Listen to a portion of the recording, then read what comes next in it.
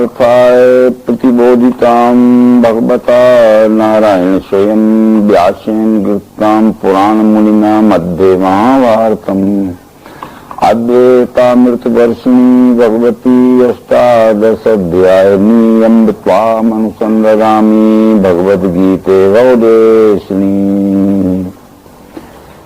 नारायण स्वरूप सदगुरु को नमन करके श्रीमद् भगवद गीता के अर्जुन विषाद योग नाम के पहले अध्याय को प्रारंभ कर रहे हैं।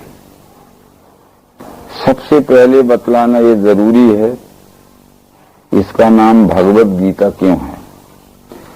भगवत नाम से विश्वरूप परमात्मा ही जाना जाता है, तो गीता नाम से अनुष्टुप नाम के गीत में विश्वरूप भगवान की पहचान कराई गई है।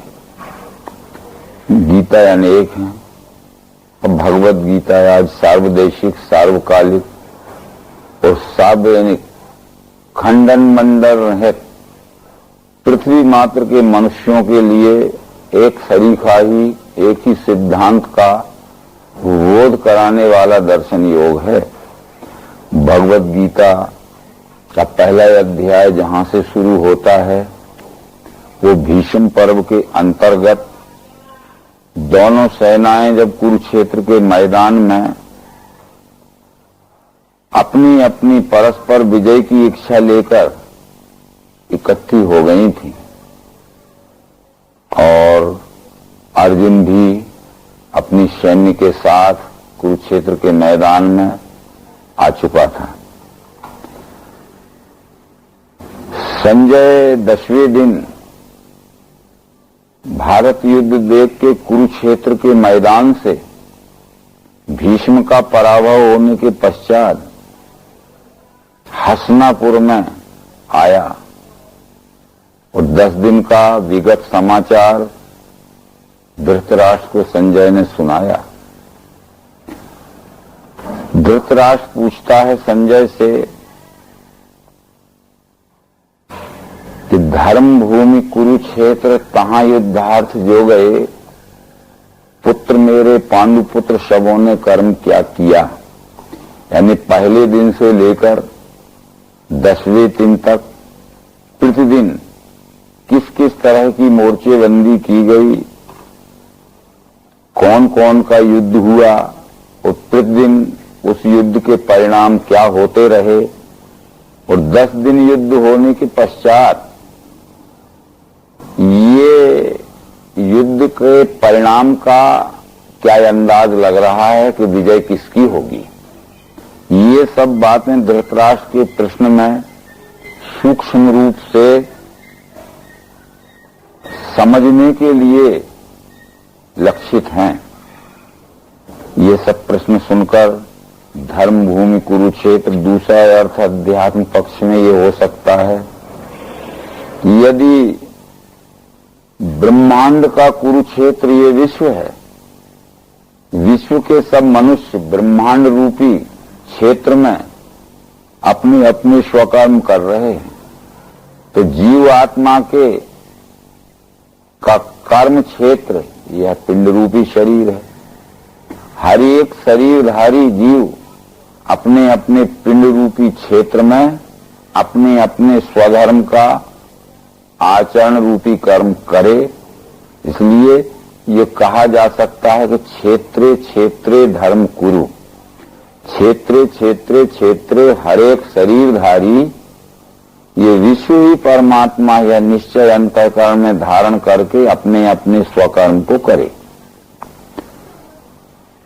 पुत्र मेरे पांडुपुत्र शवों ने कर्म क्या किया, इतना ही पहला प्रश्न है। इसके बाद संजय ने जो उत्तर दिया वो विस्तृत है।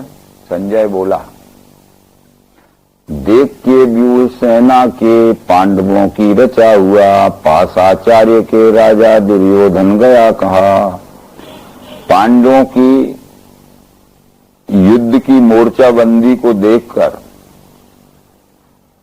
दुर्योधन के मन में ऐसा आया कि इनकी सेना संख्या में तो बहुत कम है, परंतु मोर्चेबंदी इतनी कुशलता से की गई है कि देखने में हमारी सेना से भी अधिक बड़ी मालूम पड़ती है। अपने गुरु द्रोणाचार्य से दुर्योधन कहता है, हे आचार्य लखो सेना पांडवों की विशाल, ये तुम्हारे शिष्य ने व्यूह रचा द्रुपद पुत्र ने। ये बात बतलाने के लिए कि आपका ही शिष्य है द्रुपद का पुत्र धृष्टद्युम्न, और अपने गुरु द्रोणाचार्य के विरुद्ध युद्ध में अपने गुरु वर्ग को और राजा दुर्योधन को भी हराने के लिए कितनी कुशलता से, कितनी उत्साह से इसने मोर्चेबंदी की गई है। ये व्यूह कहते हैं युद्ध की मोर्चाबंदी को। व्यूह अनेक प्रकार के होते हैं, सूचीमुख व्यूह, पतित्र व्यूह, चक्र व्यूह, और अलग अलग प्रकार की मोर्चेबंदी में अलग अलग सैन्य की नियुक्ति की जाती है। धृष्टद्युम्न का द्रुपद पुत्र का नाम लेने का ये मतलब था कि ताकि द्रोणाचार्य को ये उत्तेजना हो कि मेरा शिष्य होके भी धृष्टद्युम्न मेरे विरुद्ध इतनी सुसज्जित और इतनी उत्साहित तैयारी कर रहा है, क्योंकि परिणाम कुछ भी हुआ हो। हे आचार्य, यहाँ सूर्य धनुर्धारी भीम अर्जुन समान ही, योदान विराट आदि द्रुपद राज महारथी, धृष्ट केतु चेकितान काशीराज पराक्रमी, कुंती भोज नर श्रेष्ठ पूजिष्य विभीलको। भीम और अर्जुन के समान बलवान पांडव पक्ष में भी अनेक सूरवीर हैं, जिनके नाम यहां दुर्योधन व्यक्तिगत लेके द्रोणाचार्य को समझा रहा है। युधा मनु महाशूर उत्तमो जासु वीर्यवान, सुभद्रा के द्रौपदी के सभी पुत्र महारथी। युधा मनु भी एक महारथी है, सुभद्रा का पुत्र अभिमन्यु और द्रौपदी के पांचों पुत्र भी, ये सब महारथी हैं। परंतु दुर्योधन अपने सैन्य के सूरवीरों की ओर भी लक्ष्य कराता है द्रोणाचार्य का। अब देखो ध्वज श्रेष्ठ हमारे पक्ष के बड़े, नायकों को लखाता हूं मेरे ये सैन्य शक्ति में। आप हैं भीष्म हैं, कर्ण समितिजय हैं, कृप। सबसे पहले द्रोणाचार्य को कहता कि आप हैं, पितामह भीष्म हैं, और सेना समूह पर विजय पाने वाले कृपाचार्य भी हैं। ये कृपाचार्य द्रोणाचार्य के ही शाले थे। अश्वत्थामा ये द्रोणाचार्य के पुत्र हैं। भूरिश्रवा विकर्ण ये दुर्योधन का भाई है। और भी हैं बहुत सूर, प्राण मेरे लिए तजे, और भी बहुत से सूरवीर हैं जो मुझे युद्ध में विजय दिलाने के लिए अपने प्राणों की परवाह भी न करके यहां आए हुए हैं। जिसे भीष्म नेता, ये मेरी सेना विशाल है, पांडवों की अल्प सेना अगुआ भीम है बना। अब यहाँ ये है, पहले कहा था कि हे आचार्य लखो सेना पांडवों की विशाल है। यद्यपि संख्या में पांडव सेना 7 अक्षोणी थी, पर व्यूह रचना की दृष्टि से कौरव सेना से बहुत बड़ी दिख रही थी। परंतु अब यहाँ कह रहा है कि पांडवों की अल्प सेना अगुआ भीम है बना। पांडवों की सेना संख्या में छोटी है और ये भीमसेन जिसका अगुआ बना हुआ है। तो यहाँ युद्ध संचालक महारथी मोर्चे पर अर्जुन था और व्यवस्था संचालक महारथी अर्जुन था और व्यूह रचना संचालक महारथी धृष्टद्युम्न था। ये अलग अलग बंटवारे थे। व्यूह रचना की जिम्मेदारी धृष्टद्युम्न के ऊपर थी, व्यवस्था संचालन व्यवस्था भीमसेन के जिम्मे थी, और युद्ध पर प्रधान सेनापति के युद्ध पे लड़ने का युद्ध संचालक महारथी अर्जुन था। अब ये सेनानी जावे निसंकेत स्थान में, जो महारथी लोग हैं यहाँ इकट्ठे हैं। जिस मोर्चे पर जिसकी नियुक्ति पूर्व में कर दी गई है, अपने अपने मोर्चे पे चले जावें। परंतु आप, द्रोणाचार्य को दुर्योधन कहता है, आप सब प्रकार से भीष्म की सुरक्षा के लिए उनके पास ही रहें। आनंदर्थ स्वराजा के कुरुवृद्ध प्रतापवान भीष्म ने शंख को फूका, जोर से सिंहनाद दे। तत्काल शंख भैर आदि रणवाद्य बजे, तहां एक ही काल में तिसका प्रचंड ध्वनि छा गया। सबसे पहले कौरव सेना के युद्ध संचालक महारथी पितामह भीष्म ने दहाड़ती हुई आवाज में शंख फूका। उसके पश्चात कौरव पक्ष के अन्य भी महारथियों ने अपने अपने युद्ध सूचक विभिन्न प्रकार के वाजे बजाए, मृदंग, भेरी आदि। पश्चात श्वेत अश्वों के रथ में बैठ के बड़े दिव्य शंख बजाने को लगे माधव पांडव। इसके पश्चात जिसके रथ में सफेद रंग के घोड़े जुते हुए थे, जिसमें के आगे श्री कृष्ण और रथ के पिछले भाग में अर्जुन बैठा था, दिव्य शंख बजाने को लगे माधव पांडव। श्री कृष्ण ने पांचजन्य नाम का शंख बजाया, पार्थ ने देवदत्त नाम का शंख बजाया। उसके बाद भी नकुल, सहदेव, भीम और युधिष्ठिर ने भी अपने अपने हम तैयार हैं इस तरह अपने युद्ध की तैयारी के सूचक शंख बजाए। यहां एक प्रश्न आता है कि जब कौरव सेना के युद्ध संचालक महारथी भीष्म हैं और पांडव सेना का युद्ध संचालक महारथी अर्जुन है, तो जब कौरव सेना की युद्ध संचालक महारथी भीष्म ने शंख को बजाया तो उसके प्रति उत्तर में पांडव सेना के युद्ध संचालक महारथी अर्जुन को ही शंख बजाना था, परंतु अर्जुन शंख नहीं बजा रहा है, कृष्ण उसके जवाब में शंख बजा रहे हैं। कृष्ण ने अंतिम संकेत ये करना चाहा था भीष्म को कि दुर्योधन को जिताने की जिम्मेदारी पूरी आपने ले रखी है, इसलिए आप दुर्योधन की ओर से दहाड़ता हुआ शंख फूंक रहे हो, परंतु आपके शंख के प्रति उत्तर में जो जवाब में शंख बजा रहा है वो पांडवों को जिताने की जिम्मेदारी ये शंख बजाने वाले की। इसलिए अर्जुन नहीं लड़ रहा है, शंख बजाने वाला लड़ रहा है। यानी कृष्ण ये कहना चाहते हैं शंख की आवाज में कि मैं लड़ रहा हूं।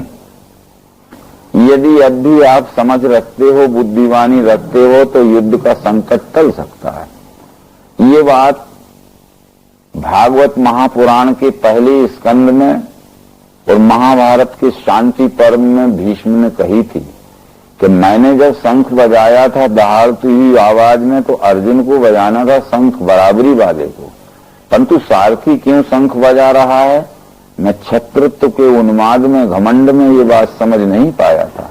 अब बिस्तर पर पड़े पड़े जब मेरे प्राणांत का समय आ गया तो मैं सोचता हूं कि आपने इसलिए शंख बजाया था कि जिम्मेदारी शंख बजाने वाले की होती है। बराबर उस समय में समझ जाता तो संकट टल सकता था। ये सभी ने शंख बजाए। सो घोषधार्थ राष्ट्रों के ये कंपल खाए के पृथ्वी और आकाश के मध्य में गूंजने लगा। तो फिर जो असत पक्ष रहता है, यद्यपि वो कितनी भी हिम्मत करे पर अंदर से भयभीत रहता है। जब पांडव पक्ष की ओर से शंखनाद किया गया तो दुर्योधन आदि धृतराष्ट्र के पुत्रों के मन में बड़ी भयातुर अवस्था हो गई। पश्चात कपिध्वजा वाले पार्थ ने युद्ध के लिए देखा, कौरव हैं, सिद्ध धनुष कर में लिया। इसके पश्चात जिसके झंडे में हनुमान का चिन्ह अंकित था, जैसा कि कुछ महाभारत के भाष्यकार लिखते हैं कि अर्जुन के रथ पर सजीव हनुमान बैठे थे। भगवत गीता से ये बात सिद्ध नहीं होती। अर्जुन के रथ में जो ध्वजा थी वो अर्जुन हनुमान को इष्ट मानता था, इसलिए रथ के ध्वजा में हनुमान का चिन्ह प्रिंट था, अंकित था। हर एक महारथी के रथ की ध्वजा में उसकी पहचान के लिए उसका चिन्ह अंकित होता है। जैसे भीष्म पितामह के रथ में धनुष का चिन्ह था, द्रोणाचार्य के रथ में की ध्वजा में कमंडल का चिन्ह था, कर्ण के रथ की ध्वजा में सर्प का चिन्ह था। इसी तरह अलग अलग चिन्ह थे, तो वो चिन्ह इस बात का सूचक है कि दूर से ही उसके रथ को आता देख के पहचाना जा सके। हनुमान नहीं बैठे थे, उसके झंडा जो कपड़े का होता है उसमें हनुमान का चित्र चित्रित था। पश्चात कपि ध्वजा वाले पार्थ ने युद्ध के लिए बोला, कौरव हैं सिद्ध धनुष करें, और बोला कृष्ण जी से वाक्य नृत्य अच्युत मध्य में सैन्य के दोनों मेरा रथ खड़ा करो। कृष्ण जी से कहता है अर्जुन कि युद्ध शुरू होने के पहले मेरे रथ को ले चलकर दोनों सेनाओं के बीच में खड़ा करो, मैं स्वयं देखूंगा कौन कौन से महारथियों से मुझे लड़ना है। श्री कृष्ण ने रथ बढ़ाया, मध्य में सैन्य के दोनों रथोत्तम खड़ा किया। अर्जुन ने स्वयं देखने की तो बात कही थी, परंतु अर्जुन देख ही नहीं पाया, और कृष्ण जी जल्दी बोल उठे कि बोले भारत ये देखो भीष्म द्रोण महारथी, फौज के सभी राजा साथ में कुरुवंश के, ये सबको तू क्या देखेगा, सबसे पहले भीष्म द्रोण को देख। इस बात का आशय ये था कि अर्जुन ये कहता था कि मैं आपकी सब बातें मानने को तैयार हूं, पर मधुसूदन में कैसे युद्ध में भीष्म द्रोण को करूं प्रहार, ये योग्य पूजा के अरिसूदन। मैं भीष्म और द्रोण के ऊपर शस्त्र नहीं चलाऊंगा, ये मेरे परम पूजनीय पुरुष हैं। और कृष्ण जी का विचार यह था कि ये दोनों ही इस युद्ध की जड़ हैं। यदि ये दोनों तटस्थ हो जाते तो दुर्योधन का सामर्थ्य नहीं था इस अन्याय और अधर्म का युद्ध करता। इसलिए इन दोनों को तू अच्छी तरह देख ले जिनको तू पूज्य समझता है। आगे ये विचार आने वाले हैं ताकि हम जल्दी से भगवत गीता का प्रथम अध्याय समाप्त करेंगे। आशय तो यह था कि गुरु के नाते से ये हम मानते हैं कि गुरु के साथ में गुरु की आज्ञा न मानना अथवा गुरु के साथ में किसी प्रकार का दुर्व्यवहार करना या गुरु के साथ में कोई दंडनीय व्यवहार करना, ये महान पाप होता है। इस बात को मानकर अर्जुन द्रोणाचार्य से युद्ध नहीं करना चाहता था और पितामह भीष्म से युद्ध नहीं करना चाहता था, परंतु कृष्ण का ये विचार था कि गुरु की पहचान कर लेना बहुत जरूरी है। अर्जुन, तुमने और दुर्योधन दोनों ने द्रोणाचार्य से शिक्षा पाई है। द्रोणाचार्य के तुम दोनों शिष्य हो। जब गुरु दक्षिणा का प्रश्न आया तो द्रोणाचार्य ने कहा था, अर्जुन मेरा दुश्मन पांचाल राज है, द्रुपद राजा है, उसको युद्ध में तुम बंदी बना के लाओ। तो तुमने गुरु आज्ञा शिरोधार्य की। गुरु ने ये नहीं सोचा कि बलवान पांचाल राज से अर्जुन युद्ध करके जिंदा बचेगा कि नहीं, फिर भी तुम गए और कैद करके लाए, क्षमा मंगवाई। परंतु जब निरपराध द्रौपदी हजारों लोगों के सामने वस्त्रहीन की जा रही थी और नाम लेके द्रौपदी कह रही थी कि गुरुदेव आप मेरा निर्णय कर दीजिए, आप जो निर्णय करेंगे मुझे मान्य होगा, तब ये भी आसन लगाए सभा में सबसे आगे बैठे थे। इनके मुंह से ये शब्द नहीं निकला था कि दुर्योधन मेरे रहते हुए अन्याय मत करो। एक शिष्य को तो आज्ञा दे सकता है कि पांचाल राज को कैद करके लाओ, पर दूसरे शिष्य को अन्याय करते हुए भी जिसके मुंह से शब्द नहीं निकलता है, रोक नहीं सकता है, तो ऐसे को गुरु मानना क्या उचित होगा? अर्जुन के मन में ये बात आई थी। तो बराबर जो किसी कारण क्यों न हो दब्बू नीति से अस्वार्थ के वश अन्याय करने से भी अपने शिष्य को न रोके, शिष्य माने या न माने, परंतु मेरे जैसे आज्ञाकारी शिष्य को युद्ध की भीषण आग में ढकेल दे तो इसको ये गुरु मानना योग्य नहीं है। इस दृष्टि से अर्जुन द्रोण से भी युद्ध करने के लिए तैयार हो गया था। ये बात बतलाना जरूरी थी। तो दोनों को बतलाया था, क्योंकि वो दोनों से युद्ध नहीं करना चाहता था, बाकी सब मानने के लिए तैयार था। इसके बाद उदास मन से स्वजनों को लखा कृष्ण युद्ध इच्छा से खड़े रहा। मेरे गात्र हुए ढीले, मुख भी सूखने लगा। जब अर्जुन ने दूसरी तरफ नजर घुमाई तो अभिमन्यु भी थे, द्रौपदी के 5 पुत्र थे, नकुल सहदेव थे, युधिष्ठिर भीम थे, तो उसको अपने ही भाई, अपने ही पुत्र आदि दिखे। तो अर्जुन के मन में ये विचार आया, कोई भी व्यक्ति सदैव ये सोचता है यदि हमारी उम्र कम है तो जो भी हम ऐश्वर्य या संपत्ति इकट्ठी करते हैं, हमारे न रहने के पश्चात हमारी संतान इसका सुख भोगती है, तो हमारी उम्र तो कम बची है। हम युद्ध करके जो राज्य जीतेंगे तो हमारे न रहने के बाद हमारे पुत्र अभिमन्यु या द्रौपदी आदि के पुत्र उस राज्य का सुख भोगेंगे। परंतु ये द्रौपदी के पुत्र और अभिमन्यु आदि यहाँ युद्ध में आए हैं, ये हमारे से पहले मारे गए और हम युद्ध में जीत भी गए और राज्य भी प्राप्त कर लिया, तो राज्य का सुख कौन भोगेगा। इसलिए वध से बंधु वर्गों के शौक की आशा व्यर्थ माधव, और वध से आज ताइन के लगेगा पाप ही हमें। जिनके हेतु है इच्छा राज्य भोग सुख आदि की, वे यहाँ युद्ध में आए छोड़ के राज्य संपदा, ये विचार अर्जुन के मन में घूमने लगे। और फिर यहां ठहरा नहीं जाता, मन में भ्रम छा गया। क्या अर्जुन ने अभी तक युद्ध नहीं किए थे?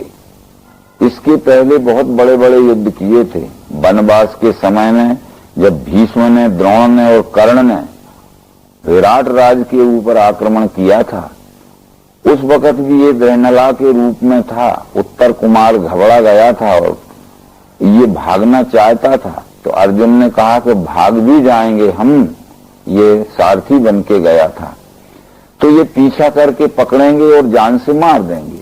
इसलिए भाग के मरना ठीक नहीं है, युद्ध में सामना करके मरना ठीक है। तुम लगाम पकड़ो रथ के घोड़ों की और मैं थोड़ा अपना पराक्रम आजमाता हूं। मारे जाएंगे तो युद्ध में मरना है और भाग जाएंगे तो ये पकड़ के मारेंगे। इस तरह युद्ध भी अर्जुन ने वहां किया था। फिर गंधर्वलोक में भी एक युद्ध किया था, पांचाल राज से युद्ध किया था। उस समय अर्जुन के मन में अति दयनीय अवस्था नहीं आई, अर्जुन को मोह नहीं हुआ था। मोह की व्याख्या अध्यात्म शास्त्र में की गई है, जिसको मनुष्य यह वस्तु मेरी है, यह कुटुंब मेरा है, यह मेरे भाई बंधु हैं, यह मेरे पुत्र हैं, मेरेपन की आसक्ति जिस पर रहती है उसको ममता कहते हैं। जिस पर मेरेपन की आसक्ति रहती है, उस वस्तु का जब वियोग हो जाता है या वियोग होने की संभावना रहती है, उससे होने वाले दुख को मोह कहते हैं। तो ये वियोग होने की संभावना थी कि पुत्र आदि मारे जाएंगे, राज्य का सुख कौन भोगेगा, ऐसा युद्ध करने से क्या फायदा। इसलिए इससे अच्छा है कि मैं भिक्षाटन करके जीवन व्यतीत कर लूंगा, परंतु युद्ध नहीं करूंगा। जिनके हेतु इच्छा राज्य भोग सुख आदि की, वे यहाँ युद्ध में आए छोड़ के राज संपदा। आचार्य लड़के श्रेष्ठ और भीष्म पितामह, गुरु मामा, मामा ससुर नाते के साले नाती स्वगोत्र के, मारेंगे ये न मारूंगा मैं इन्हें मधुसूदन, न मारूं लोक इच्छा से। पृथ्वी की बात है कहाँ, यदि तीनों लोक का राज भी मिल जाए तो भी मैं युद्ध करने वाला नहीं हूं। ये भले ही मुझ निशस्त्र अर्जुन को मार दें, फिर केवल हस्तिनापुर के राज्य के लिए इतना बड़ा नरसंहार में नहीं कर सकता।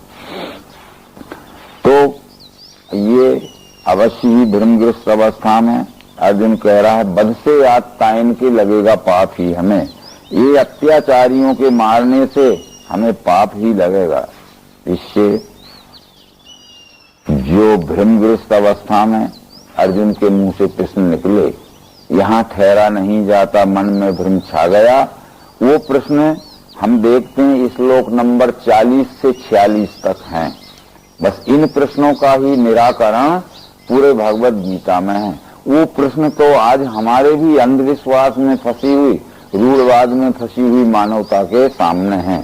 जो कि अर्जुन के प्रश्न हैं, वो आज भी हमारे मानव जगत के प्रश्न हैं। अर्जुन 40वें श्लोक में क्या कहता है? कुल के नाश से डूबे कुल धर्म सनातन, धर्म का लोप होने से गया कुल अधर्म में, अधर्म स्थिर होने से होवे भ्रष्ट कुल स्त्रियां, तिनके दुष्ट कर्मों से होता है वर्ण संकर, शंकर उत्पत्ति से जावे कुलग्न कुल नरक में, गिरेंगे पुरखा उनके जलपिंड क्रिया बिना, दोषों से ये कुलग्नों के वर्ण संकर कारक, मिटेंगे जाति के धर्म कुल धर्म सनातन, कुल धर्म मिटाने वाले मनुष्यों को जनार्दन नरक की प्राप्ति होती है, सुना है हमने यही, कृष्ण वही महापाप करने हम सिद्ध हैं, राज्य शौक वशी आया स्वजनों के बधार में। अब ये इन अर्जुन के भ्रमग्रस्त विचारों को ही आज मानव जगत के बड़े बड़े परोक्ष ज्ञानी, शब्द ज्ञानी विद्वान भगवत गीता का सिद्धांत मानकर मानव समाज में उन विचारों के संस्कार डालते रहते हैं और मानव समाज उन भ्रमग्रस्त संस्कारों से आज भी खूब सुख दुख के झोल में पड़ी हुई है। अब विचार से देखा जाए कि ये जाति के धर्म और कुल धर्म सनातन धर्म नहीं है। अनेक धर्म शताब्दियों में, अर्ध शताब्दियों में बनते मिटते रहते हैं। हमने अभी अभी देखा इसी दशाब्दी या अर्ध शताब्दी में कितने धर्म इस मानव जगत में हो गए। किसी के नाम यद्यपि नहीं लेना चाहिए, परंतु महेश योगी का एक भावातीत धर्म हो गया, रजनीश का एक सेक्स का धर्म हो गया, तो सतपाल महाराज का अलग धर्म है, तो चिन्मय मिशन का अलग धर्म है, तो जय गुरुदेव नाम परमात्मा का उनका अलग धर्म है। हजारों धर्म बन गए, परंतु ये जब विश्वरूप परमात्मा एक है तो एक परमात्मा ने धारण किया हुआ धर्म ही एक हो सकता है। जैसे ये मानव शरीर में रहने वाला जीव आत्मा एक है, तो एक ही जीव आत्मा का एक शरीर में रहने वाला धर्म एक ही होगा, दो तीन धर्म नहीं हो सकते। परंतु विश्व ने धारण किया हुआ धर्म, विश्व की मानवता विश्व धर्म को न समझने के कारण अपने अपने स्वमत की मानिंदी में अनेक प्रकार के मत पंथों को धर्म मानने लगी और इन्हीं विचारों के उत्तर भगवत गीता के अलग अलग अध्यायों में अलग अलग प्रकार से दिए गए हैं, जिनका के आगे स्पष्टीकरण आएगा।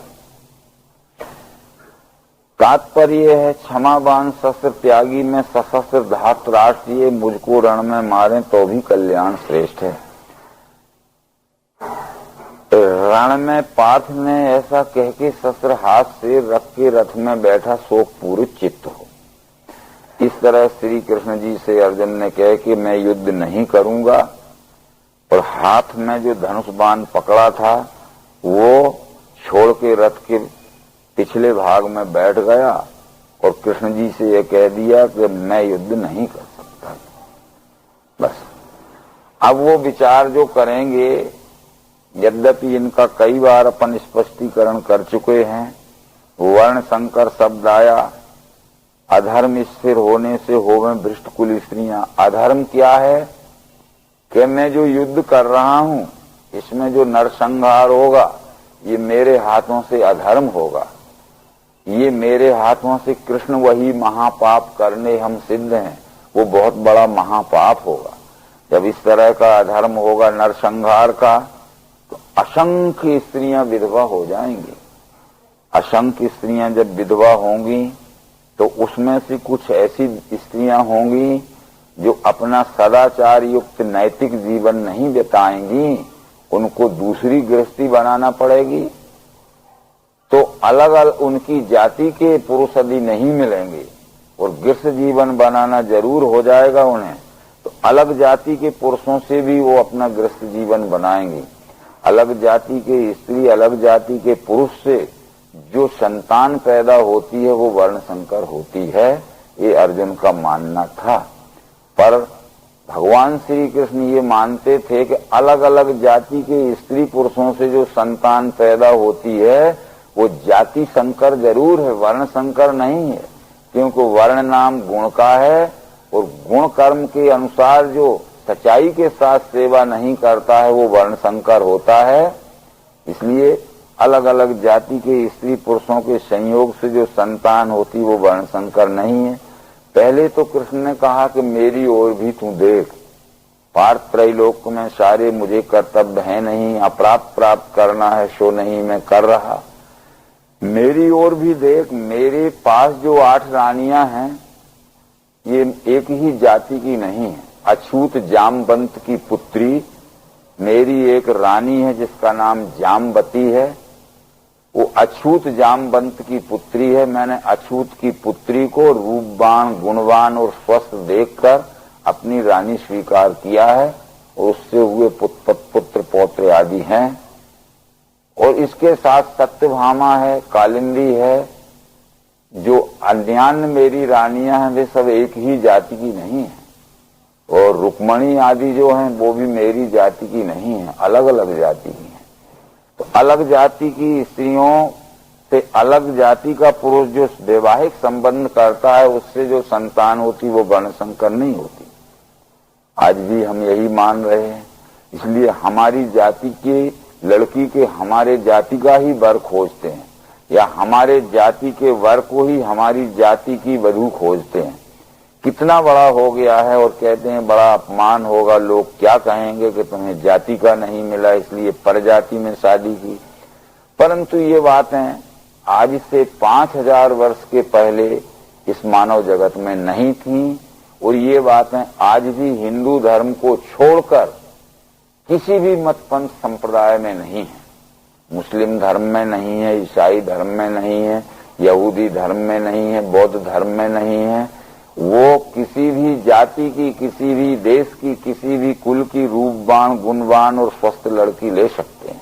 पर हिंदू लोग केवल ऐसे हैं जो अपनी ही जाति के वर के लिए अपनी ही जाति की लड़की हो, चाहे वो रूपवान ना हो, चाहे गुणवान ना हो और चाहे तंदुरुस्त ना हो, पर अपनी ही जाति की लड़की चाहिए अथवा अपने लड़की को अपनी ही जाति का वर चाहिए। और एक हम कल्पित शास्त्र में, धर्मग्रस्त शास्त्र में, नकली शास्त्र में हम पढ़े हैं, एक छोटी सी किताब रहती है जो किसी प्रेस में प्रिंट करा ली जाती है जिसको हम पंचांग कहते हैं। पंचांग में हमारी बरग प्रीत मिलाई जाती है। उस पंचांग के किताब में रहता है कि नानी नूने अनुराधा, ऐसा लिखा है। तो एक तरफ लिखा है आला मेघ, वो यहां से और वहां से लाइन मिलाई और उसमें टोटल आता है 28। तो भाई वो मेघ राशि का पुरुष है और अनुराधा की स्त्री है, लड़की है, उसके 28 गुण मिल गए, शादी कर लीजिए, बरग मिल गया। परंतु वो बरग क्या मिल गया, कोई तो रास्ते में ही मर जाते हैं, कोई घर में जाके या तो वो कन्या आग लगा के जल के मर जाती है या वर जहर खा के मर जाता है। कैसा वर्ग मिला होगा। वर्ग तो होता है जीवों के वर्ग दो माने देव आसुर, ये यहाँ 2 ही वर्ग हैं इस सृष्टि में, एक देव वर्ग है एक आसुर वर्ग है। देव वर्ग के वर से देव वर्ग की कन्या मिलाना चाहिए जो कि हिंदू में ही नहीं होती, आर्य में ही नहीं होती। यदि सदाचार सत्गुण संपन्न लड़की किसी भी देश के किसी भी जाति की हो, सत्गुण संपन्न और सदाचारी लड़के से उसकी शादी करा देना, वर्ग की प्रीति हो जाएगी। यदि वर्ग नहीं मिला तो प्रीति नहीं होगी। देवी संपत्ति से देवी संपत्तिवान लड़की, आसुरी संपत्तिवान से आसुरी संपत्तिवान का मेल बैठ सकता है। ये वर्ग प्रीत जो मिलाई गई थी, आज हम 36 गुण मिलाते हैं, सबको मालूम है। ये 36 गुण क्या है हमें पता ही नहीं है, परंतु भगवत गीता कहती है कि 36 गुण ये देवासुर संपद के मिलान में आते हैं। 36 गुण में आते हैं भगवत गीता के 13 अध्याय में। पंचभूत अहंकार बुद्धि चित्त 10 इंद्रियां, मनोरिंद्रियों के 5 विषय भी गिनो, ये हुए 24। इच्छा द्वेष शौक पीड़ा देह चैतन्य धैर्य ये हुए 7। 31 और प्राणापान समान बयान उदान, ये 31 में 5 और जोड़े तो कितने हो गए 36। ये 36 में से अगर 18 मिल जाते हैं, अथवा 18 1/3 मिल जाते हैं, उससे भी कम मिल जाते हैं, तो समझ लीजिए कि वर्ग प्रीत मिल जाएगी। उसका मतलब है ज्ञान इंद्रियों का मिलान होना चाहिए। कान हमारी एक ज्ञान इंद्रिय उदाहरण स्वरूप हम कहते हैं। यदि कान बधू को भी है, वर को भी है, पर बधू बहरी है और लड़का सुनने वाला है, तो वो ज्ञान इंद्रिय कान नहीं मिला। यदि आंख का मिलान करना है तो लड़की को आंख भी रहती है, बर को भी आंख रहती, पर उसको धुंधला दिखता है, आंख में ठीक नहीं दिखता है, तो नेत्र ज्ञान इंद्रिय का मिलान नहीं हुआ। इसी तरह ये ज्ञान कर्म इंद्रियों का भी शारीरिक रचना में मिलान होना चाहिए, फिर मन बुद्धि अहंकार का मिलान होना चाहिए। इस तरह से ये प्राणों का मिलान, चित्त का मिलान, जिस बात में चित्त वर का लगता है उसी बात में चित्त वधू का लगना चाहिए। वो तो पिकनिक करना चाहता है, हनीमून मनाना चाहती है, परंतु वो घर में एक साधु का सत्संग करना चाहता है, तो वो यही कहेगी कि तुम्हारे साथ दिन रात में यही परेशानी है कि कुछ आनंद मौज के लिए जो शादी करते हैं वो दिखते ही नहीं है। ज्ञान की बात आशय यह है कि ये जो वर्ग प्रीत मिलाना होती थी वो वैदिक दृष्टि से वो अलग थी। वेद में 8 प्रकार की शादियां कही गई हैं जो त्रिगुणात्मक हैं।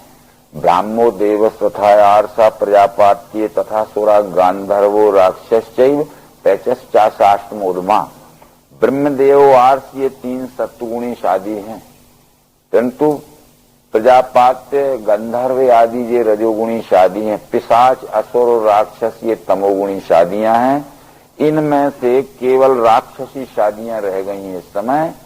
ये ब्रह्म और आर्ष आदि शादियां, गंधर्व आदि शादियां नहीं है। यानी वैदिक काल की शादियों को आज भी हम नहीं मान रहे। तो ये वर्ण संकर का जो अंधविश्वास अर्जुन मान रहा था सुने हुए के आधार पर, वो अंधविश्वास आज भी हमारे मानव समाज में है। जबकि मनु स्मृति आदि में ये लिखा है, श्रद्धा शुभाम विद्या माद्वी तावरादपि अंत्यजपि परम धर्मम स्त्री रत्नम दुष्कुलादपि। यानी विवेकशील पुरुष को चाहिए कि मोक्ष देने वाली विद्या अंत्यज के अछूत के पास भी हो तो उससे ग्रहण करने में हिचकना नहीं चाहिए। रूपवान, गुणवान और स्वस्थ लड़की यदि अछूत के पास भी हो तो विवेकी पुरुष को चाहिए कि वो उसको अवश्य ले ले। या हमारे ऋषि मुनियों ने इस तरह की सब शादियां की थीं, उसका इतिहास पुराणों में भरा हुआ है, जिसको चाहे वो देख ले। इसी तरह से गिरेंगे पुरखा उनके जलपिंड क्रिया बिना। अर्जुन ये समझ रहा था कि जब अलग अलग जाति के स्त्री पुरुषों से जो संतान होगी तो वो संतान पतित या अछूत होगी, समाज से बहिष्कृत होगी, समाज में स्थान पाने लायक नहीं रहेगी।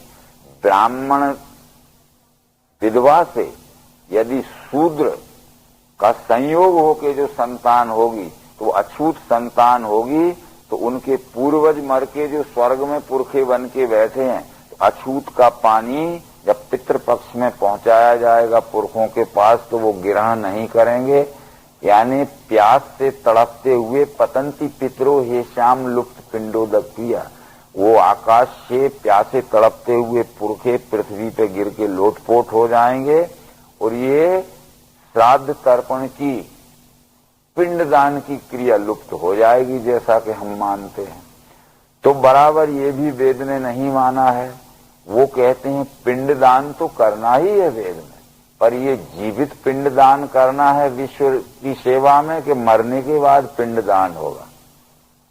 अरे ये जीवित पिंड को ये विश्व रूप की सेवा में समर्पित कर दीजिए। यथोचक्ति यथो सेवा, इस पिंड से करिए सेवा में, अपने पिंड को समर्पित भाव से लगा दीजिए। हम मरते में पिंडदान करते हैं। वेद में ये कहा गया है कि श्राद्ध तर्पण तो करना ही है पितरों के लिए, परंतु वो कहते हैं श्रद्धा यत् क्रियते तत्श्राद्धम। हमारे श्रेष्ठ पुरखों की जो श्रद्धा पूर्वक हम सेवा करते हैं उसे श्राद्ध कहते हैं। पर वो श्रेष्ठ पुरुषों की जीवित अवस्था में ही श्रद्धा पूर्वक सेवा हो सकती।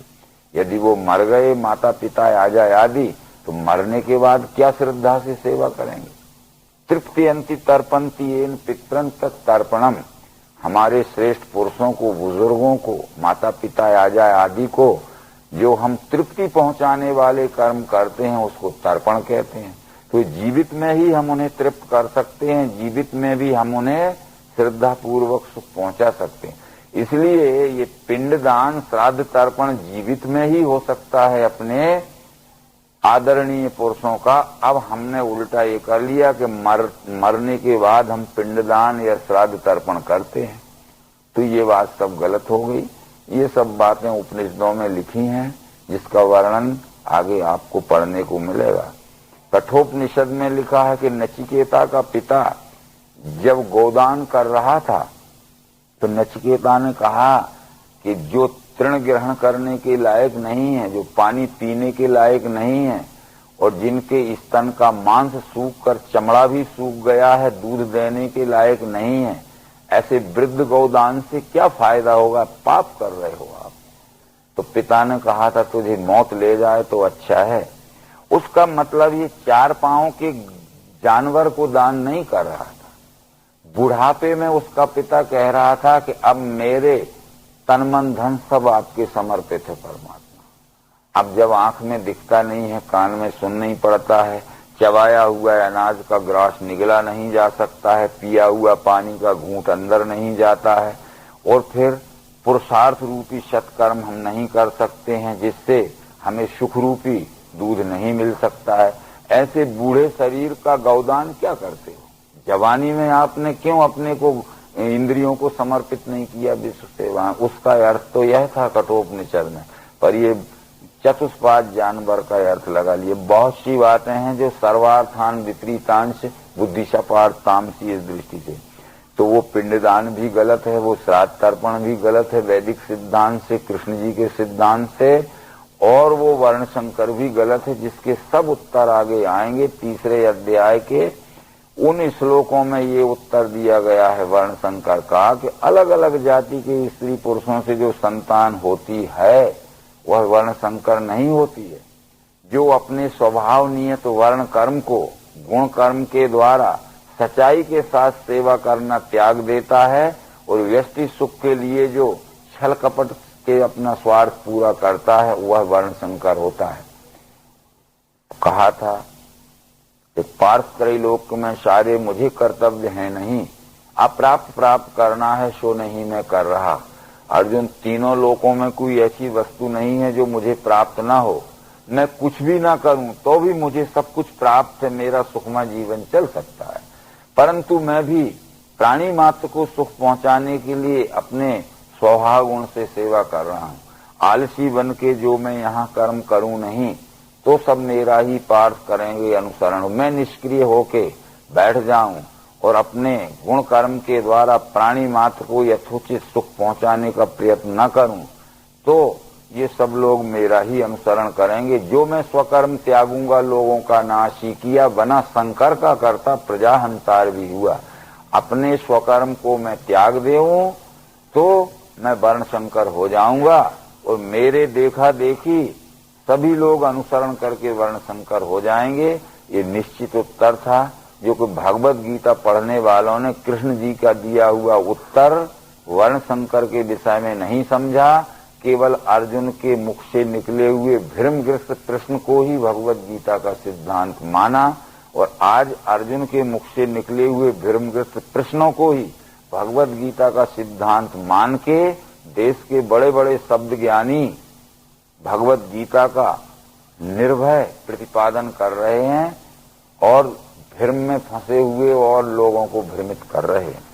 इस तरह से इन सब बातों को अगर देखते हैं हम तो कृष्ण जी ने ये जरूर कहा था, बद से याद ताइन के लगेगा पाप ही हमें, कृष्ण वही महापाप करने हम सिद्ध हैं। तो कृष्ण जी ने ये जरूर कहा था, यदि इस अवस्था में त्यागेगा युद्ध धर्म तू, स्वधर्म कीर्ति खोवेगा, करेगा पाप संग्रह। अर्जुन कह रहा था मैं युद्ध करूंगा तो पाप लगेगा, तो कृष्ण कह रहे हैं कि युद्ध छोड़ेगा तो पाप लगेगा। बराबर परस्पर कितने विरोधी विचार। शायद इन्हीं भगवत गीता के विचारों को हजारों वर्ष पूर्व किसी ऐसे व्यक्ति ने पढ़ा होगा कि युद्ध करने से जो अपार नरसंहार होता है और वो हिंसा मनुष्य के ऊपर महापाप के ऊपर में लगती है, इसलिए अहिंसा परमो धर्म घोषित किया था। परंतु अहिंसा परमो धर्म नहीं हो सकता। यदि अहिंसा परमो धर्म मान लिया जाए तो राज्य व्यवस्था संचालन एक क्षण भी नहीं हो सकती। किसी अत्याचारी को मारने से हिंसा होती है। यदि अत्याचारी लोग जबरदस्ती राष्ट्र पर आक्रमण करेंगे या किसी के घर पर अधिकार करना चाहेंगे और उनको हम मारेंगे तो हिंसा हो जाएगी, तो फिर उनको घर में घुस जाने दीजिए, उनको राष्ट्र पर अधिकार कर लेने दीजिए, क्योंकि अहिंसा परमो धर्म है, ऐसा मान के हम चलते हैं। केवल एक ही व्यक्ति ऐसे हैं भगवान श्री मायानंद चेतन जी जो नौमय अवतार हैं, उन्होंने इसके साथ में ये शब्द जोड़ा है, अकारण किसी को दुख पहुंचाना हिंसा है, पर सकारण किसी को जान से मार देना भी अहिंसा है। जैसे हमारे शरीर में किसी भी प्रकार का रोग नहीं है, किसी भी प्रकार की व्याधि नहीं है, तो शरीर के ऊपर हम किसी भी प्रकार का प्रयोग नहीं करते। जैसे हमारे अतड़ियों में अल्सर हो गया, हमारे अपेंडिसाइट आंत पुच्छ में दर्द हो गया, दवाइयां हम करते हैं, दर्द ठीक नहीं होता है, अंतिम निर्णय ये होता है कि ऑपरेशन कराना पड़ेगा, तो हम ही हमारे शरीर का अंग का ऑपरेशन करा लेते हैं, क्योंकि एक छोटे से हिस्से में तकलीफ होने से पूरा शरीर बेचैन होता है। इसी तरह से यदि समाज के कुछ दुराचारी, भ्रष्टाचारी अथवा दुष्टाचारी लोग संपूर्ण विश्व को और विश्व के प्राणी मात्र को कष्ट पहुंचा रहे हैं, तो उनको दंडित करना कोई हिंसा नहीं है, उनको दंडित करना भी अहिंसा ही है। यदि इस तरह के विचार हम मानते जाएंगे तो आगे हमारा धर्म और हमारा राष्ट्र ये बिल्कुल पतित अवस्था में पराधीन हो जाएगा। आशय यही था कि अकारण किसी को दुख पहुंचाना ये हिंसा है, पर सकारण हर प्रकार का दंड देना भी अहिंसा है। तो ये बातें जो हैं भगवत गीता के देवासुर संपद नाम के 16वें अध्याय में अहिंसा शब्द देवों के साथ जोड़ा गया है। अहिंसा समता तुष्टि तपदान यशायस भवंती भावा भूतानाम मत्तेव पृथक विधा, अथवा 16वें अध्याय में अहिंसा सत्य अक्रोध त्याग शांति अपैशन भूत दया लोलुपता लज्जा अचल नम्रता। तो अहिंसा का यही अर्थ है। फिर ये सब बातें इस तरह से अर्जुन के भीर्मग्रस्त विचार ये भगवत गीता का पूर्व पक्ष है, और श्री कृष्ण जी ने दिए हुए उत्तर भ्रम निवारण करने वाले उत्तर, ये भगवत गीता का भ्रम निवारण करने वाला उत्तर पक्ष है। भगवत गीता को दो पक्षों में जब देखते हैं तो अर्जुन के जितने भी प्रश्न आगे आएंगे, किसी भी प्रश्न को श्री कृष्ण जी ने मान्यता नहीं दी, बल्कि उस प्रश्न के ठीक समाधान पूर्वक उसके माने हुए विचारों से जो उल्टा मानता था उसको ठीक सीधे ढंग से समझाया। केवल एक ही प्रश्न ऐसा आया था भगवत गीता में जो अर्जुन ने कहा था कि ये मन चंचल है, कृष्ण अन्यायी दृढ़ शक्ति का असाध्य रोकना इसका दीख है वायुषा मुझे, कि मन चंचल है, अन्यायी और बलवान है, इस मन का रोकना असाध्य है। तो कृष्ण जी ने कहा था कि ये फिरता रहे नहीं बैठे मन, ये पाठ सत्य है। किसी भी प्रश्न को और श्री कृष्ण ने ये नहीं कहा कि तेरा ये कहना सत्य, केवल एक प्रश्न में कहा। परंतु ये मन का रोकना असाध्य नहीं है, मन का रोकना कष्ट साध्य जरूर है? अभ्यास और वैराग इनसे कौन थे ये रुके। अभ्यास करते जाओ, धीरे धीरे भ्रमग्रस्त मानिंदियां छोड़ते जाओ, अपना अभ्यास बढ़ाते जाओ आत्मज्ञान के निश्चय का, और मन में जो भ्रमग्रसित मानिंदियां हैं उनको धीरे धीरे छोड़ते जाओ। धैर्य संयुक्त बुद्धि से क्रमशः वासना तजे, मन को आत्मा में जोड़े, न करे ध्यान अन्य का। जहां जहां दौड़ जावे मन चंचल सिर, वहां वहां जोड़ देना, आत्मा में बस यूं करें। तो ये सब बातें बतलाते हुए ये हम भगवत गीता के 40वें श्लोक से 46वें श्लोक तक पहले अध्याय में जो अर्जुन के मुख्य प्रश्न हैं, इनको सिद्धांत न माने, ये भ्रमग्रस्त पूर्व पक्ष है। अब यहाँ ये अर्जुन विषाद योग नामक भगवत गीता का पहला अध्याय है।